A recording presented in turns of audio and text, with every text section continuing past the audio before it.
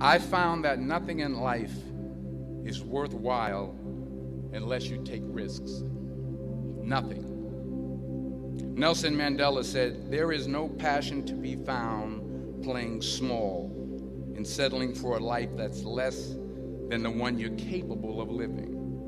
Now, I'm sure in your experiences in school and applying to college and picking your major and deciding what you want to do with life, I'm sure people have told you to make sure you have something to fall back on. Make sure you got something to fall back on, honey.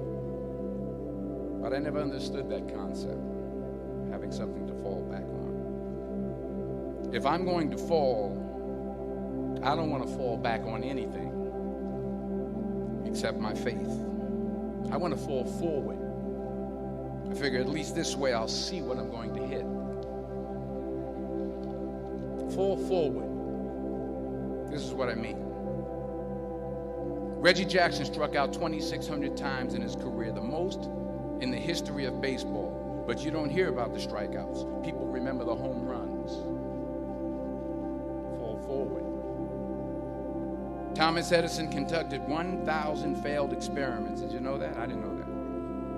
Because the 1,001st was the light bulb. Fall forward. Every failed experiment is one step closer to success. You've got to take risks, and I'm sure you've probably heard that before, but I want to talk to you about why that's so important. I got 3 reasons, and then you can pick up your iPhones. First, you will fail at some point in your life. Accept it. You will lose. You will embarrass yourself. You will suck at something. There's no doubt about it. And I know that's probably not a traditional message for a graduation ceremony, but hey, I'm telling you, embrace it, because it's inevitable. And I should know. In the acting business, you fail all the time. Early on in my career, I auditioned for a part in a Broadway musical. Perfect role for me, I thought, except for the fact that I can't sing. So I'm in the wings. I'm about to go on stage, but the guy in front of me, he's singing like Pavarotti, and I'm just shrinking. I'm getting smaller and smaller. So they say, "Oh, thank you very much, and you'll be hearing from us." So I come out with my little sheet music, and it was Just My Imagination by the Temptations. That's what I came up with. So I hand it to the accompanist, and she looks at it and looks at me and looks out at the director and was like, all right. So I start, I'm going to sing. I'm like, it's just my imagination once again, and they're coming away with me. And I'm not saying anything, so I'm thinking I'm getting better. So I just start getting into it. Running. They say, "Oh, yeah, thank you very much, Mr. Washington. Thank you." So I assumed I didn't get the job. But the next part of the audition, he called me back. The next part of the audition is the acting part of the audition. So I'm like, hey, okay, maybe I can't sing, but I know I can act. So they pair me with this guy, and again, I didn't know about musical theater. And musical theater is big, so they can reach everyone all the way in the back of the stadium. And I'm more from a realistic, naturalistic kind of acting where you actually talk to the person next to you. So I don't know what my line was. My line was, "Well, hand me the cup." And his line was, "Well, I will hand you the cup, my dear. The cup will be there to be handed to you." I said, "Oh, okay." "Well, should I give you the cup back?" "Oh, yes, you should give it back to me, because you know that is my cup, and it should be given back to me." I didn't get the job. But here's the thing. I didn't quit. I didn't fall back. I walked out of there to prepare for the next audition, and the next audition, and the next audition. I prayed. And I prayed. But I continued to fail, didn't fail. But it didn't matter because you know what? There's an old saying, you hang around the barbershop long enough, sooner or later you're going to get a haircut. So you will catch a break, and I did catch a break. Last year, I did a play called Fences on Broadway. So someone talked about it. Won the Tony Award. And I didn't have to sing, by the way. But here's the kicker. It was at the Court Theater. It was at the same theater that I failed that first audition 30 years prior. The point is, and I'll pick up the pace, the point is every graduate here today has the training and the talent to succeed. But do you have the guts to fail? Here's my second point about failure. If you don't fail, you're not even trying. I'll say it again. If you don't fail, you're not even trying. My wife told me this great expression. To get something you never had, you have to do something you never did. Les Brown's a motivational speaker. He made an analogy about this. He says, imagine you're on your deathbed, and standing around your deathbed are the ghosts representing your unfulfilled potential. The ghost of the ideas you never acted on. The ghost of the talents you didn't use. And they're standing around your bed, angry, disappointed, and upset. They say, we came to you because you could have brought us to life, they say. And now we have to go to the grave together. So I ask you today, how many ghosts are going to be around your bed when your time comes?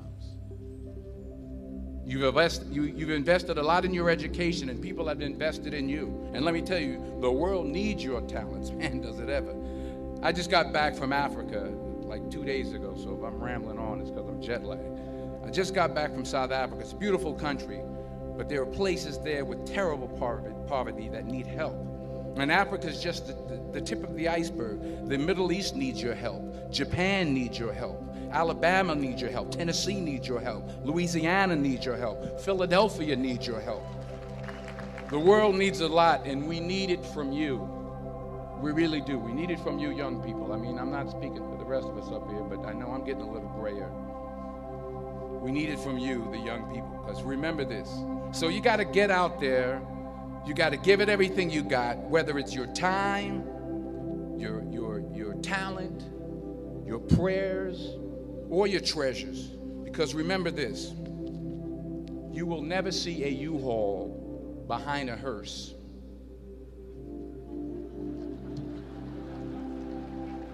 I'll say it again. You will never see a U-Haul behind a hearse. You can't take it with you. The Egyptians tried it, and all they got was robbed. So the question is, what are you going to do with what you have? I'm not talking about how much you have. Some of you are business majors. Some of you are theologians, nurses, sociologists. Some of you have money. Some of you have patience. Some of you have kindness. Some of you have love. Some of you have the gift of long suffering. Whatever it is, whatever your gift is, what are you going to do with what you have? All right, now here's my last point about failure. Sometimes it's the best way to figure out where you're going. Your life will never be a straight path.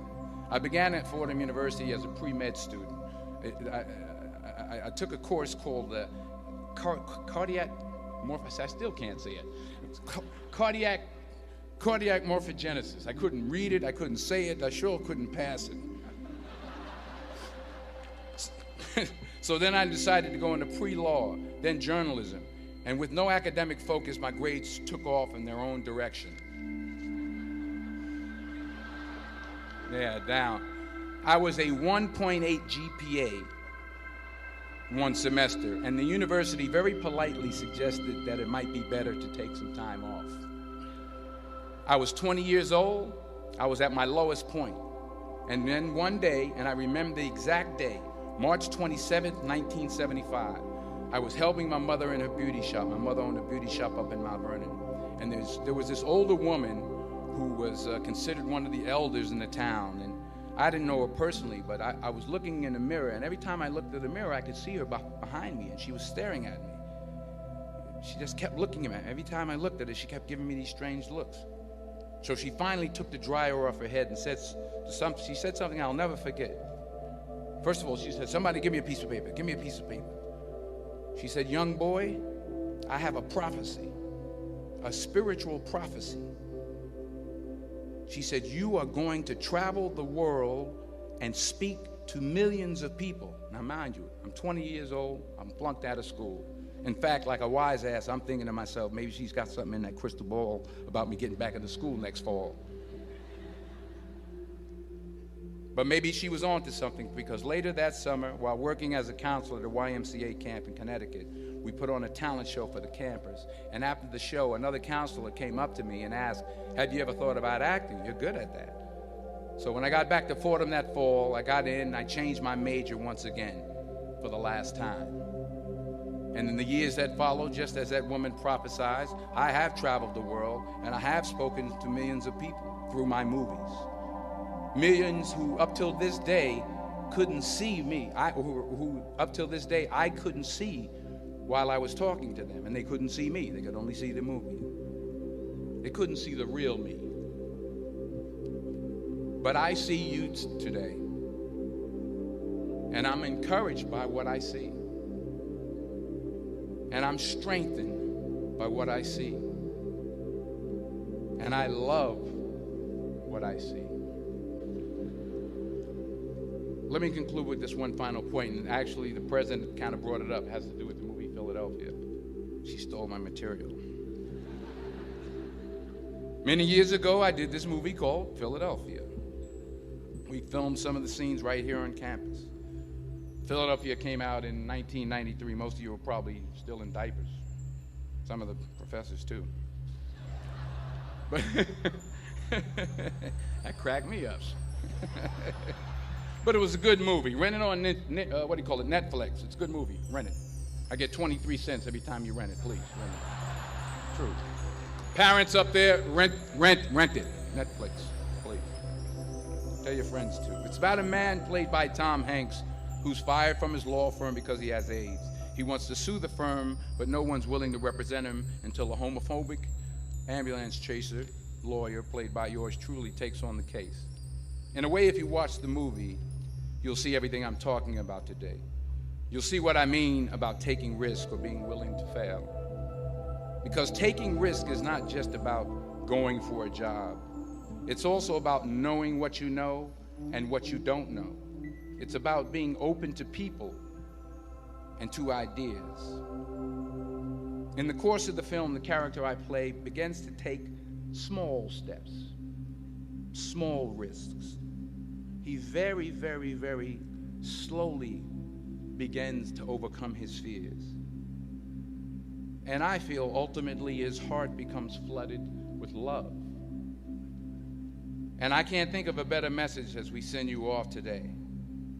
To not only take risks, but to be open to life, to accept new views, and to be open to new opinions, to be willing to speak at a commencement at one of the best universities in the country, even though you're scared stiff. While it may be frightening, it will also be rewarding. Because the chances you take, the people you meet, the people you love, the faith that you have, that's what's going to define you. So members of the class of 2011, this is your mission. When you leave the friendly confines of Philly, never be discouraged.